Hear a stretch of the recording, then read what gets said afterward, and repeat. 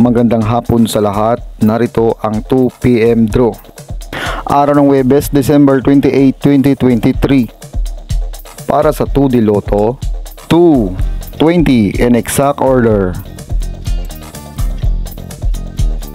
Para sa 3D Lotto, 2, 1, 6 in exact order. Congratulations sa mga nanalo. Mag-like, subscribe para updated kayo sa mga susunod na draw. Maraming salamat at magandang hapon.